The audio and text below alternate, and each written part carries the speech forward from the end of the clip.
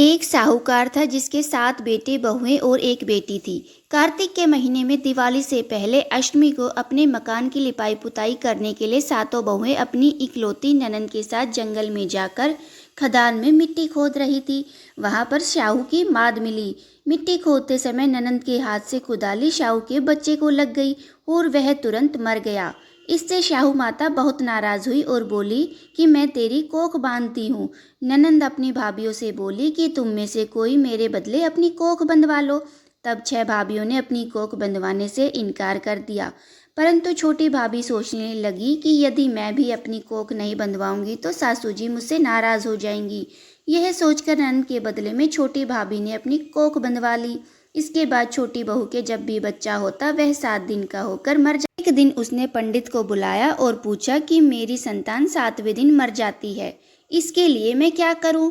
तब पंडित ने कहा कि तुम सुरही गाय की सेवा करो। सुरही गाय स्याऊ माता की भाईली है, वह तेरी को खुलवा देगी, तभी तेरा बच्चा जिएगा। अब वह बहुत जल्दी उठकर चुपचाप सुरही गाय के नीचे साफ सफाई करके आ जाती। गाय एक पैर से लंगड़ी थी। गौ माता बोली कि हर रोज उठकर कौन मेरी सेवा करता है, आज तो मैं देख ही लूंगी। गौ माता सुबह सवेरे जल्दी उठी तो क्या देखती है कि साहूकार के बेटे की बहू उसके नीचे साफ सफाई कर रही है। गौ माता बोली कि क्या मांगती हो मांगो। साहूकार की बहू बोली कि शाहू माता तुम्हारी भाईली है और उसने मेरी कोख बांध रखी है, मेरी कोख खुलवा दो। गौ माता ने कहा अच्छा। गौ माता साहूकार की बहू को अपनी भाईली के पास लेकर चली। रास्ते में कड़ी धूप थी। वे दोनों एक पेड़ के नीचे बैठ गई। थोड़ी देर में एक सांप आया, उसी पेड़ पर गरुड़ पंखनी के बच्चे को डसने लगा।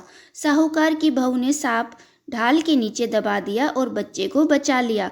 थोड़ी देर में गरुड़ पंखनी आई तो वहां खून देखकर साहूकार की बहू को चोंच मारने लगी।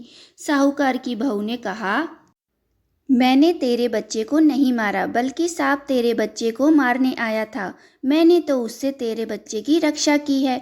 यह सुनकर गरुड़ पंखनी बोली कि मांग, तू क्या मांगती है? वह बोली 7 समुंदर पार स्याऊ माता रहती है, हमें तुम उसके पास पहुंचा दो। गरुड़ पंखनी ने दोनों को अपनी पीठ पर बैठाकर स्याऊ माता के पास पहुंचा दिया।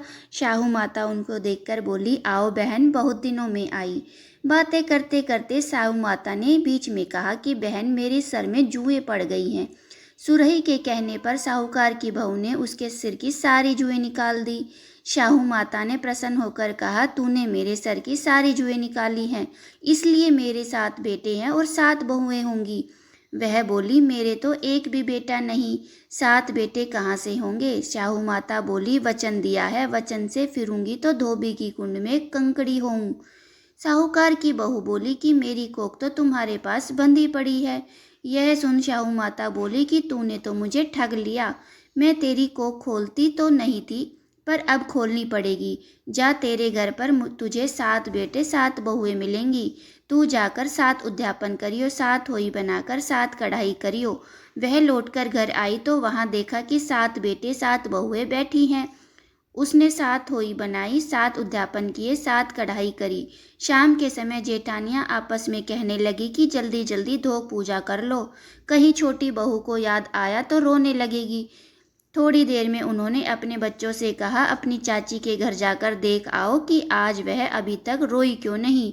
बच्चों ने आकर कहा कि चाची तो होई बना रही है, खूब उद्यापन कर रही है। यह सुनते ही जेठानियां दौड़ी दौड़ी वहां आई और आकर कहने लगी कि तूने अपनी कोख कैसे खुलवाई?